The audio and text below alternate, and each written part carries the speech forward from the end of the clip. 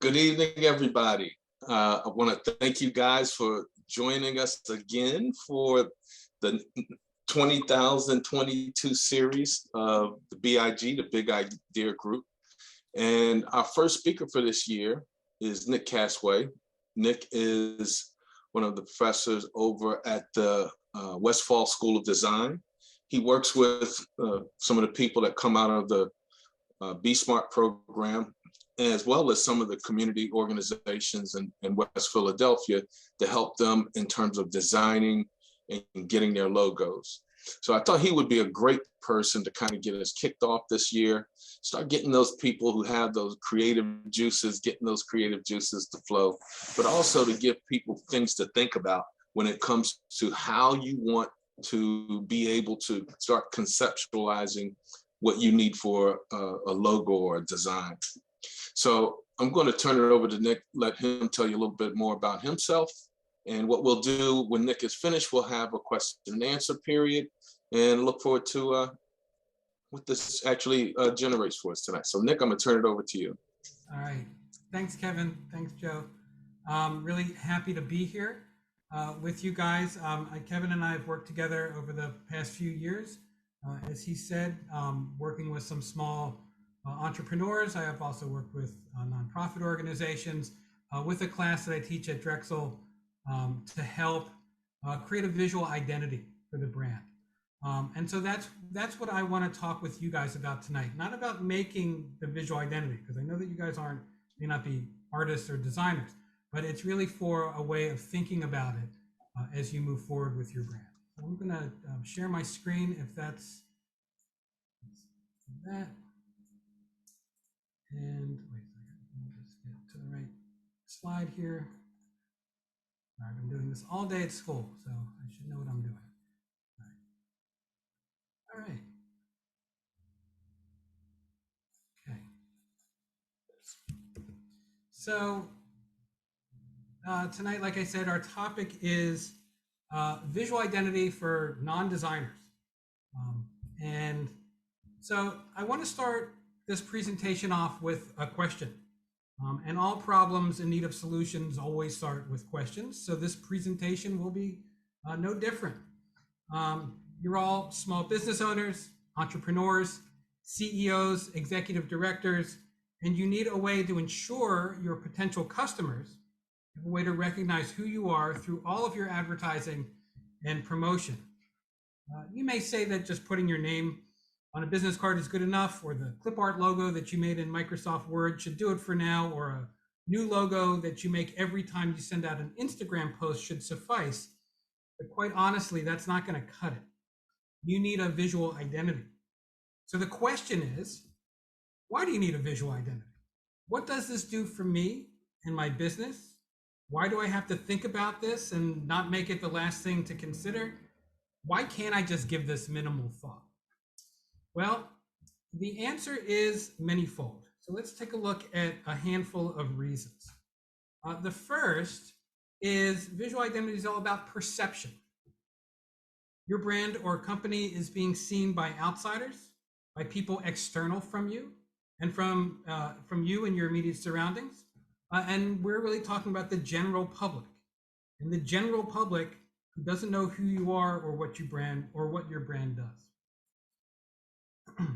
But what they do know is the millions of other things that they have been visually served up to them over their lives and have built associations with quality. And that could be high quality or it could be low quality due to these perceptions. Perception, for the most part, is out of our control. But if we consider how others see things, then you have a fighting chance of having them perceive what you offer as valuable. Thinking about perception gets us to consider your reputation and the promise you make with your brand. If you have a solid reputation, then the way you appear visually will be associated with that level of quality. This then becomes a shorthand for your customer to know what to expect. Your visual identity is a representation of the brand's personality and identity. The identity may be an extension of who you are as well, but it's really the brand making the promises, has the values, goals, and a mission. A visual identity will take all of those into account and produce something outward facing that a customer will appreciate and recognize. A solid visual identity, one that is perceived the right way and represents the brand's reputation and personality, will gain the customer's trust and make them loyal. If your identity is not well thought out, always changing, too difficult to decipher, include elements that not only you understand, is generic, has the wrong font, or has a clashing color palette, this is going to lead to a customer who cannot remember who you are and who loses trust in the brand. Your visual identity will differentiate and distinguish you from your competition. If you and a handful of others are doing something similar, what makes you different? How do you deliver on your brand's promise? What gives you that special sauce? Moving away from something generic to something custom designed for your brand will separate you from the competition. Finally, considering perception, if you want the customer to recognize you as connected to a certain sector, then identifying the visual elements that are typically associated with that sector will lend to an easier understanding of who you are. This is not to say that you need to look like everyone else, certainly not. But making this observation will help you figure out how to carve out your niche. So you probably have a question right now along the lines of, okay, I get it. Visual identity is important. Can't be generic. It has to be really well thought out. I have to try to see it through my customer's eyes. But this is a lot to take in and act upon, and I'm not a designer. How the heck am I supposed to do this? Where do I start? Well, the answer shouldn't be surprising. The answer is asking the right questions. So this presentation is geared towards the non-designer to get them to not only understand visual identity for brands, but to assemble a series of ideas that can be shared with a designer or a helpful volunteer, family member, maybe a younger relative who's studying graphic design, who will be putting together a visual identity for your brand. Now, the trick to asking good questions is knowing not necessarily what the answer will be, but what you hope to learn from these questions. In the case of your visual identity, we need to ask questions that will yield all sorts of insight about who your brand is and what your brand wants to be, and how you talk about yourself, as well as how others see you. To do this, we're going to use what I call a self-interview. And so the following are a series of questions that you can ask yourself to document what is known about the brand from an insider's perspective that can be then turned outward into a visual identity. And so what we're looking to identify are the visual traits that I indicated above: perception, reputation, personality, quality, differentiation, connections. These are qualities that can be and what we hope that this will yield when we do the self-interview is a series of what I call intangible qualities. These are qualities that can be spoken of, but can't necessarily be touched. Now, perhaps you own a cleaning business. The tangible qualities are what you do, the services you perform, the specific detailing that you're known for. The intangible qualities are your attentiveness, your perfectionism, and your expertise. These can't be touched, but they can be very much felt and experienced by your customer. And it's certainly something that can be portrayed in a visual identity. So what we're looking for in the interview is not just what you do, but why you do it. Not just who you are, but how you want to be perceived. So let's begin. Our first stop is your profile. This is the first of the series of kind of 4 big areas that we're going to explore in this self-interview. So questions and things that you should write down in your self-interview are your history. So it's like your origin story or how your company or brand came to be. Maybe it's your background, if that's something that's really important about how the brand came to be. The products, right? What you sell or the services that you offer. Maybe you have a tagline. If you don't, that's not a problem. But if you do, certainly put that down as something that represents who you are now. How your product's made. Maybe it's a very specific process. Write it down if it's something that's specific and needs to be known. Maybe it's how something is used. Who are your current customers? And finally, what's your current marketing strategy? How are you getting the word out? What sorts of methods are being used? Where is your identity currently visible? Right, so that's who you are now. But the next thing I want you to write and identify are your goals. And that's what I like to call who you want to become. So these include customers you hope to have for your brand, your 1, 3, 5-year plan, how you imagine your brand in the future, and what are your objectives with a visual identity, right? And this is what we talked about earlier in the presentation. What do you want out of this exercise? Why are we doing this? The next thing that we need to ask are internal questions. This is where you get to talk about the brand from the heart and from what you would say about it if someone sat down with you for about an hour and said, tell me about what you do. I'm listening. And these include how you would describe your product. Excuse me. In your own words, what makes your brand, what makes it special? Go beyond the elevator pitch and speak about it from the heart. Why is there a need for your product? This may be the reason you started your brand in the first place. What was your motivation? How do you speak about yourself? Now, this is your opportunity to brag. And I'm a big fan of bragging if it serves a certain purpose. And in this case, it's perfectly okay to do. This is what makes you you and what makes your brand special, that extra something. I want you to identify what makes you and your brand different.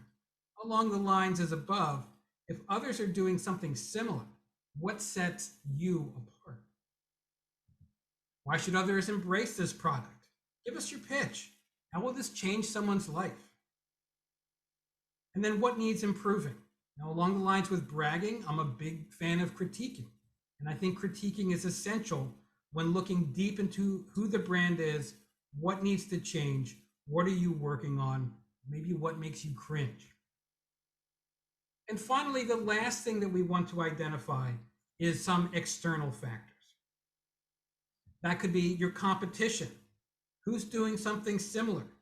Knowing this and identifying this will help ensure you don't repeat what others are doing. What sector are you in? How do you identify it? Knowing this and identifying this will make you familiar with how others in your sector represent themselves. Are there any associated symbols with that sector? Look around at your sector and your competitors. What types of symbols do they use in their graphics? Are they effective? Maybe they're cliche. Do they make sense? Can something else be used that's equally as effective? I want you to think about your inspiration. Who are you inspired by in regards to a brand or from a visual point of view? Your aspiration. What or who does your brand aspire to become? Where you'll be seen moving forward, where will your identity be seen? What platforms, what websites, what social media, what print assets, where is this going to be seen? And finally, what to avoid? What do you not want to be associated with? What do you not want to look like? So once you know these, now it's time to make some statements about your brand, your intangible as well as tangible qualities. This will become the starting point for further exploration that will help you articulate what these things could potentially look like. And it goes something like this. Take the responses from your profile and the external factor categories and match them up to form some phrases. For example, you're this, but you don't want to look like that.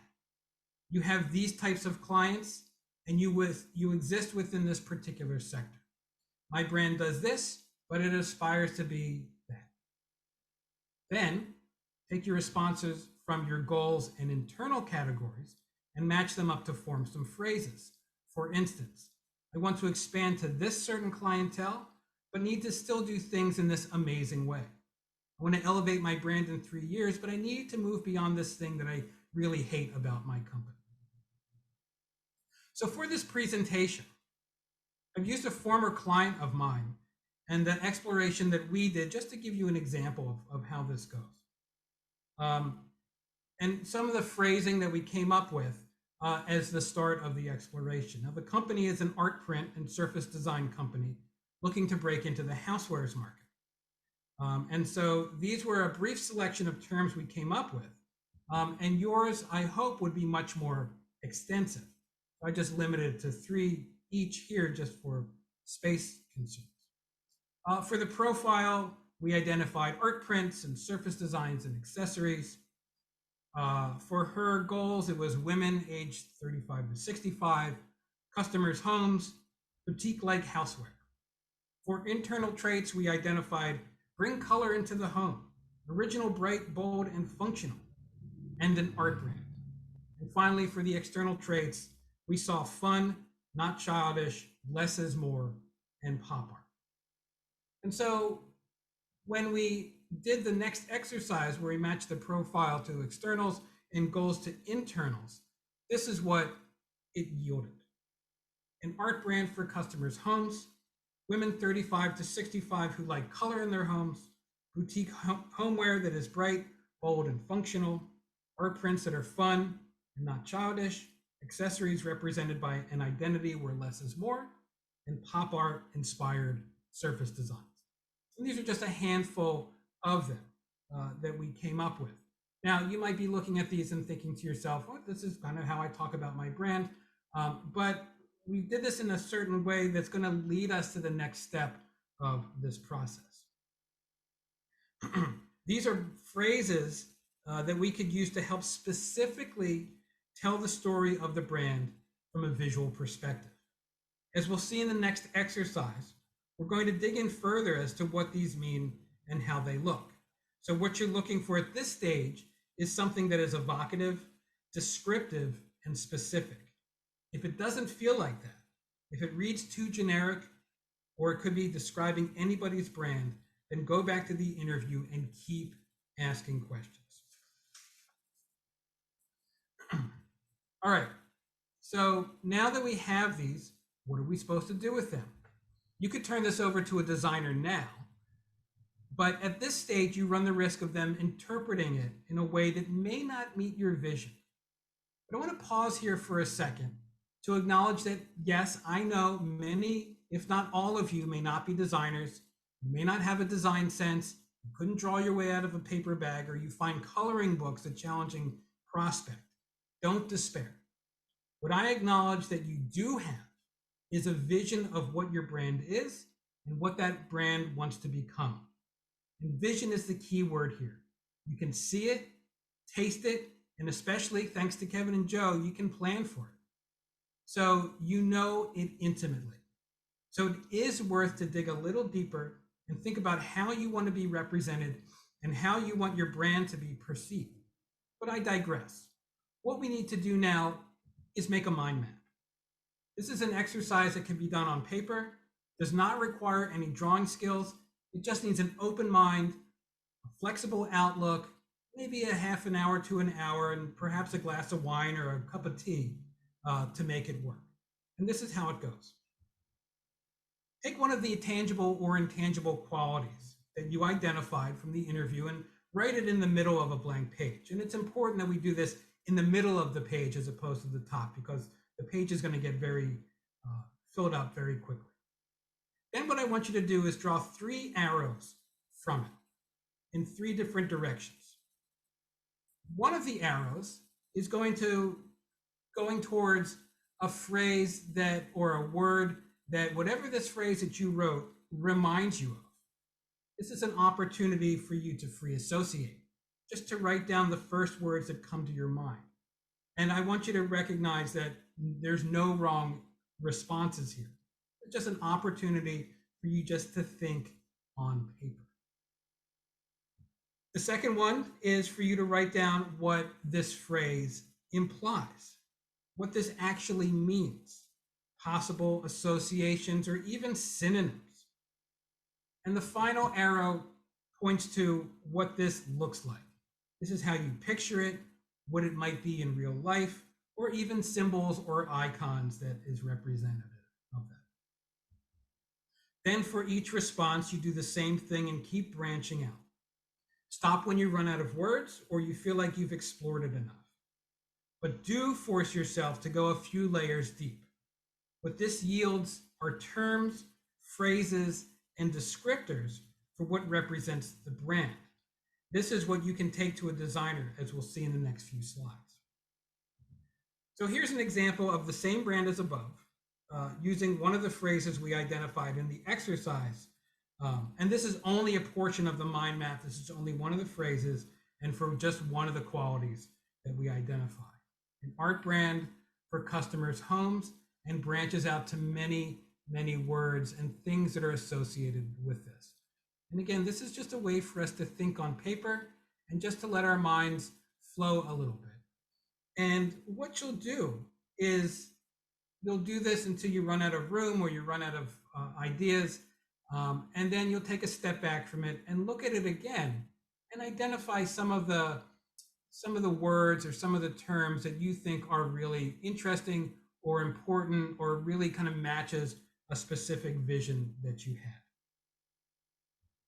Now, remember when I said you didn't need to be a designer to do this. I didn't say that you wouldn't have to do some scribbling, however, but don't fret, it's really just doodling that you can do. After you've explored these phrases, look back through them and identify the words that might provide specific instructions, things that might be clear in matching a vision you have for your brand. List them out on a separate sheet of paper and make some doodles next to them. No one has asked me to draw, just doodle or make some gestures that help explain these directions.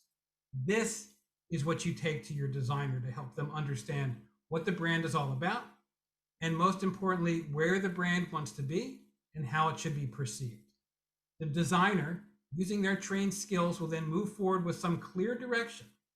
They may improvise along the way and use some of their own impulses, but you've given them a starting point that reflects exactly who your brand is and what it might look like. Now, if you're wondering what the final identity looked like for the brand that we're looking at before, this is the logo that we wound up delivering to the client, and she was very happy with this and felt it really reflected who her brand was.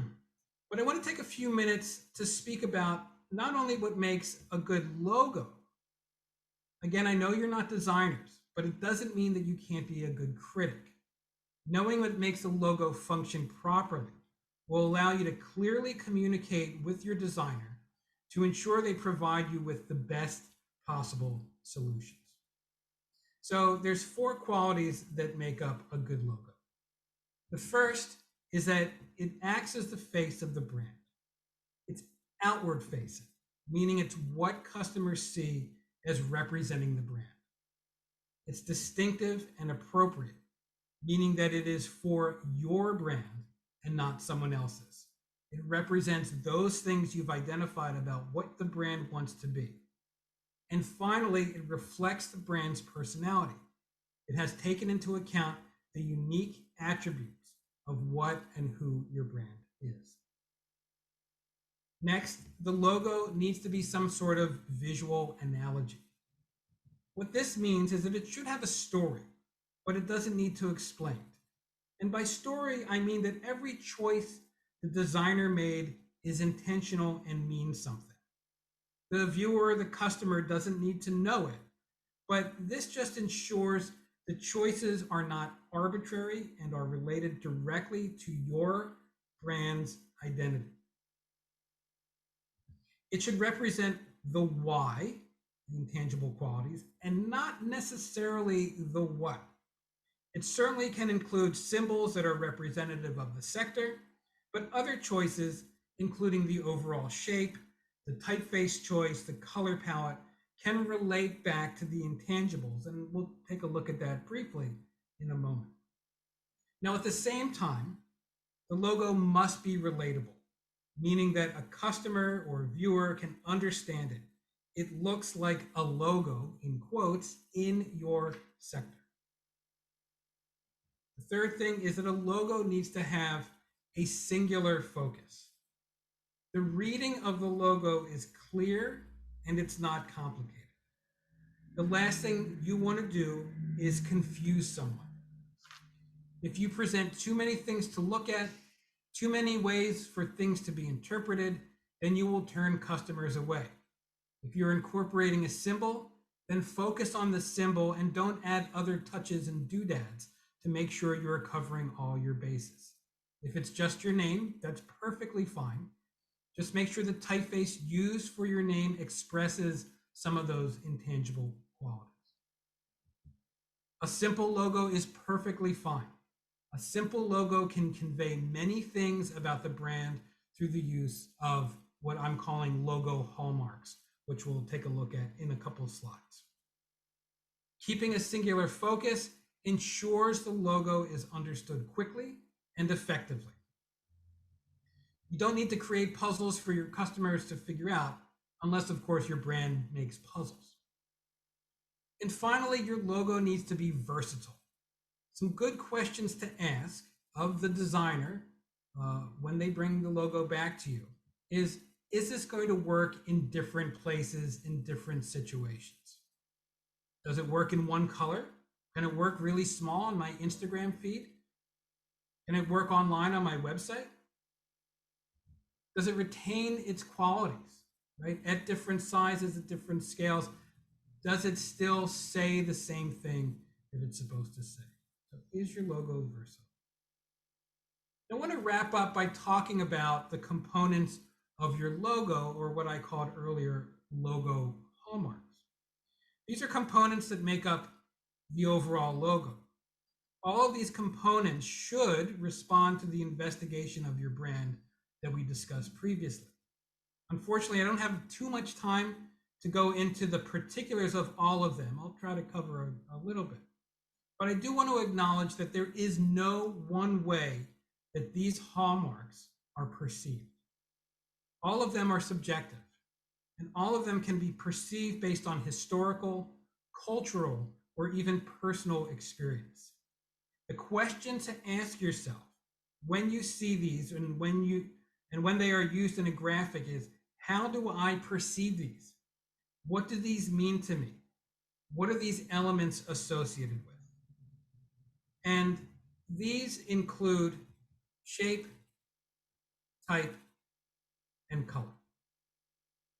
And all of the elements and components that you see up here, they have different associations, they have different interpretations of them. Again, there's no universal meaning for these, right? They're not written somewhere in, on some sacred text that says what these mean. Squares can mean lots of different things. Circles can feel like all sorts of conflicting messages. Arrows, or triangles, whether they're pointing up or pointing to the right, have all sorts of significance. Letter forms that have little serifs on them, little feet. The three examples that we see at the top all have different ways that they're understood. The one on the left feels kind of classic. The one in the middle feels old-fashioned, right? Or the sans serif types, the one on the second row that don't have the little feet. Right? They have a little bit of a slicker feeling to them. They feel maybe a little bit more modern. Where the script typefaces have different meanings, and the ones at the bottom in particular have very specific associations with them. And color, I think, is probably the most subjective of all of our elements, because color has so many factors, and each individual color has different ways of it being interpreted.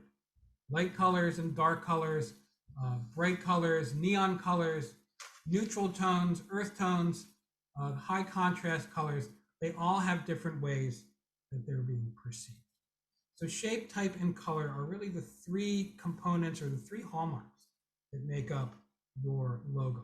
Your logo doesn't need to have color in it, but even black and white is a choice of color. So I want to leave you with these parting thoughts about your visual identity. Number one, your logo is outward facing. This means that others are seeing it and interpreting it. The logo isn't just for you to appreciate in your own mind. And if it's a good one, by all means, you should look at it and think about how awesome it is. But it's really meant to attract others to your business and become a visual shorthand representing the qualities of your brand. And throughout this entire process, from our interview to our mind map to discussing this with someone that's going to help you design it, keep thinking about how you want to be perceived. What feels like your brand? What matches your brand's quality? What represents your brand's personality? Keep asking questions and keep looking for answers. I'll be happy to take any questions that you have.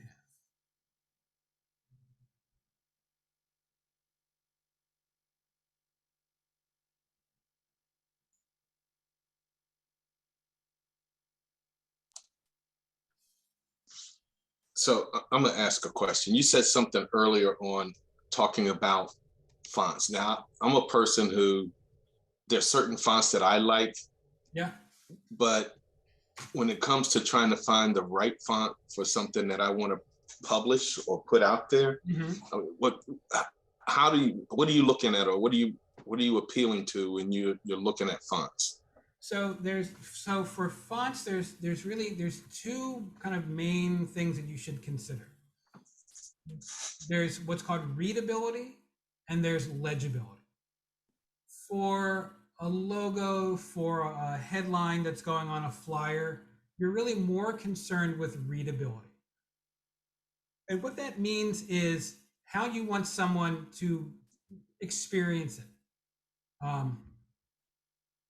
How do you want, like, you thinking about the different shapes in a logo, the different, and I always say that fonts are all about shapes. So thinking about the different shapes that make up the typeface, whether it's round, whether it's square, whether it's skinny, whether it's associated with this brand, whether it's associated with this historic context, that all figures into this idea of readability, meaning that you're going to read it and interpret it a certain way. Now, legibility is when it's more like you have to put a large body of copy on something, and you want to ensure that it can be comprehended and understood. I think the main question to ask in terms of what's an appropriate font for legibility would be go with some of the basics, Times Roman, Helvetica, kind of all those defaults or variations of them. And there's much better design fonts than those, but go with those that you would imagine reading a book or a magazine. Don't go with a super fancy font for lots of text because it will make it impossible for a reader. I always think about, as I said on my last slide, everything is outward facing. So you always have to think about how someone else is going to experience this and how someone else is going to interpret it. There's a phrase called the curse of knowledge. And the curse of knowledge means that because you understand something, you assume everyone else understands it. But in regards to design and legibility, we have to just make sure that, like, oh, I know what this text reads, but I need to make sure that everyone else is going to be able to interpret this.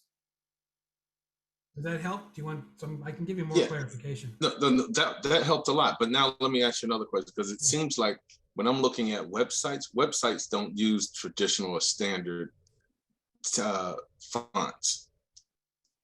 So are there more preferable fonts for like websites that you would use versus not? For a website, I mean, I think in modern websites and the way the web is being developed these days is that people have a lot of choices, as opposed to kind of where we were maybe 10, 15 years ago. But again, it comes down to legibility, and serif fonts, the ones with the little feet and lines on them, tend to be easier to read. Just and sans serif fonts are certainly easy to read. And actually, let me talk about reading fonts for a second. I like this. I like this idea. Is that we recognize words, and we can interpret words now really quickly, right? If you put the letters THE up on the screen, we're going to read the, right? But think about when we were really little and learning to read. You might have a child or a grandchild who's learning to read right now, and T makes this sound, H makes this sound, E makes this sound, right? So you can imagine someone learning to read English and trying to sound out all those words. Over time, what happens is that you know what those sounds mean, and then you know what the THE, I'm going to call this a symbol, looks like, right?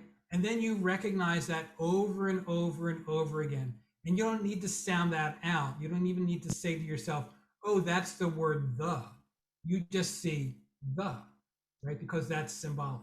So any font that kind of uses that standard way that we understand those letter forms, you know, the T kind of goes up and the H has a little mountain on it and the E looks like this. If we see those shapes over and over, right, we don't need to make any guessing games as to what that is. But with any fonts that start to mess with that, that's going to introduce some trouble, because you're going to go, wait, is that an H or is that a B? Right? Is that an E or an A or an O? Right? So that's what you need to keep in mind is, like, are those shapes legible as the symbols, as the word sounds that they symbolize? Does that help? Absolutely. Yeah. Absolutely. Thanks. You got it. Well, all right. Well, let me say this. As usual, I'm glad to see everybody in the new year. I'm really looking forward to the additional sessions that we're going to have here. Nick, I want to really thank you a lot for what you brought to the session tonight. Sure. Looking forward to getting the presentation that I want to make sure I share with everybody. And I want to remind everybody that here we are into the new year. So we will be having some more successor classes. Those of you who have not been to the Be Smart program but are interested in it, make sure that you are engaged in some of these programs that we're doing now, so that when it comes time for the Be Smart registration, you guys are ready. For some of you, you may have registered for the previous class, and we had such an overwhelming number of people who applied. I want to encourage you, if you applied but didn't get into the program before, make sure you apply again. So having said that, I want to say thank everybody for being here. I want to make sure that we get more information out to you guys, and let's everybody stay in touch, and let's keep getting trained and educated in what we're trying to do. All right. Thank you. All right, thank you. Thank you guys. Good night. I have a Good night. question.